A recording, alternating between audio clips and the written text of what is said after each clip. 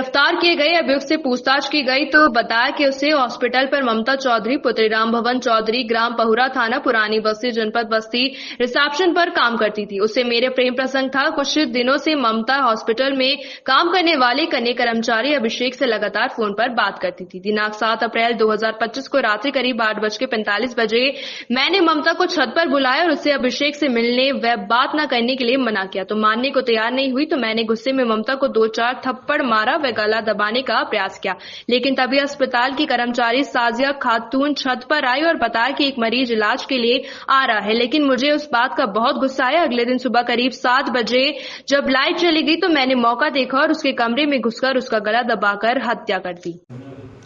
दिनांक 8 अप्रैल 2025 को थाना खलीलाबाद पर लगभग प्रातः 8:30 बजे सूचना प्राप्त हुई। यहाँ सन्स हॉस्पिटल है टेमा रहमत पे। यहाँ पे एक लड़की जिसका नाम ममता चौधरी है, उम्र लगभग 23 साल है। इसकी मृत अवस्था में उसकी बॉडी पड़ी हुई है।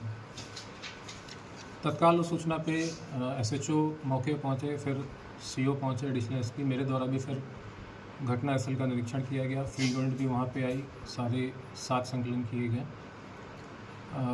परिवार वाले बहुत ज़्यादा अग्रेसिव थे। उनके आशंका थी कि जो मृतका है इसके साथ कोई अनहोनी घटना घटित हुई है, इसकी नेचुरल डेथ नहीं है, इसको हत्या इसके साथ कारित की गई है।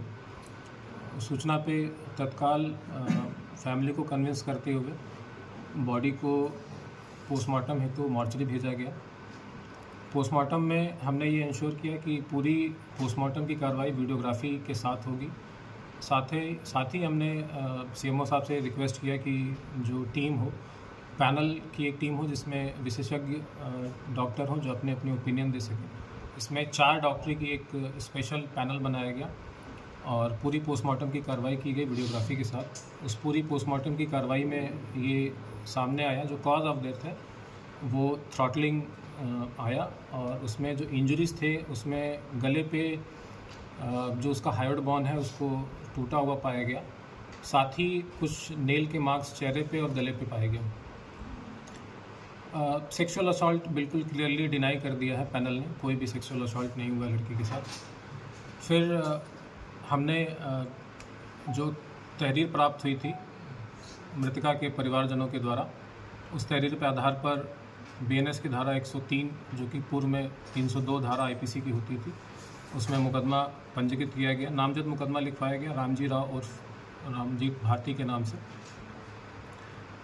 मेन एक्यूज़ को फिर हिरासत में लिया गया। पुलिस ने इनसे डिटेल में इंटरोगेशन किया, उसकी CDR रिपोर्ट निकाली और जो वहाँ हॉस्पिटल पे CCTV कैमरा था वो CCTV कैमरा DVR के साथ पूरा उसका एक सेकेंड का पूरा वीडियो खंगाला गया। उसके पास से एक्यूज़ के जो नामजद एक्यूज़ है उसके पास से मोबाइल भी बरामद हुआ, स्वयं का मोबाइल और जो मृतका है उसका मोबाइल, उसके मोबाइल को भी खंगाला गया। पूरी जांच में ये सामने आया कि जो इनकी आपस में मृतका और जो रामजीत भारती आपस में इनकी काफ़ी समय से मधुर संबंध थे। CDR से भी चीज़ें इस्टेब्लिश हुई, आपस में इनकी बात है। इनकी चैट भी हमने प्राप्त की। चैट में भी दिनांक जो मृत्यु का इसका दिनांक है इसमें एक चैट ऐसी मिली जिसमें इनक्रिमिनेटिंग एविडेंसेस थे एक्यूज़ के खिलाफ। इसमें लिखा है कि मार दो मुझे अब। साथ ही जो CCTV फुटेज हमने वहाँ से बरामद किया उसमें कई जगह पे छेड़खानी हमको मिली। कई उसमें मिसिंग CCTV फुटेजेस के 1-1, 2-2 मिनट के उसमें लिंकेज मिले। मॉर्निंग के समय 7:03 से लेकर 7:23 तक पूरा 20 मिनट का जो अंतराल होता है वो पूरा CCTV फुटेज का गायब मिला। जो एक्यूज़ का मोबाइल था उसमें से कई मैसेजेस पूरे तरीके से डिलीट पाया गया।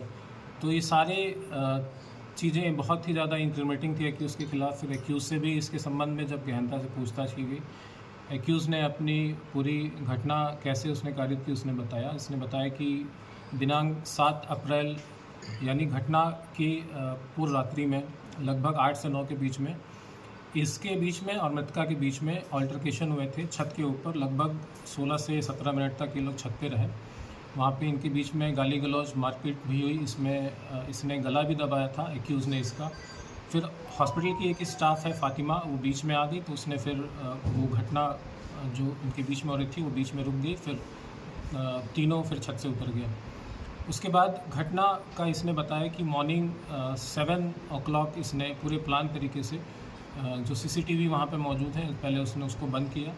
फिर उसके जहाँ मृतका सो रही थी उसके कमरे में गया, उसमें इसकी घटना कारित की। घटना कारित करने के बाद बाहर निकला, और चूँकि जो दरवाज़ा है वो हार्डली 6 फीट का है, इसने फिर उचक के उसको बाहर से ही दरवाज़ा बंद कर दिया और फिर वापस आके अपने जगह पे सो गया।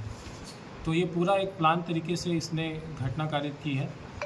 अभी इसमें जो एक्यूज़ के और जो मृतका के मोबाइल एक्यूज़ के पास से बरामद हुए हैं, इसमें कई एविडेंसेस मिसिंग हैं, कई मैसेजेस डिलीट कर दिए हैं, कई चीज़ें उसमें से डिलीट पाई गई हैं।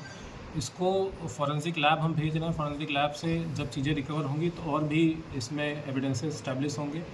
इस घटना में अभी और भी अगर कोई लोग शामिल होंगे तो वो उस मोबाइल का जो एविडेंस है वो बहुत क्रूशियल होगा, वो इसको क्लैरिटी को पुलिस के सामने, विवेचक के सामने लाएगा। इसके अलावा ये भी संज्ञान में आया है कि जो इसमें हॉस्पिटल संचालक ने जो अपना हॉस्पिटल का रजिस्ट्रेशन करा रखा है उसमें भी कई अनियमितताएँ हैं। इसमें जिस डॉक्टर के नाम इसने दिखा रखे हैं फुल टाइम डॉक्टर, ये बिल्कुल भी फुल टाइम डॉक्टर नहीं है। इसने स्वयं स्वीकार किया है कि महीने में कभी एक बार आते हैं।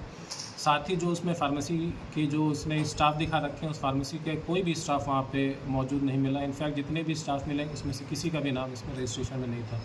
तो ये कई अनियमितताएँ हैं जिसके संबंध में सीएमओ साहब से पत्राचार किया जाएगा, और जो संबंधित डॉक्टर हैं या जो संबंधित स्टाफ हैं उनके खिलाफ भी कार्रवाई करने हेतु सीएमओ साहब से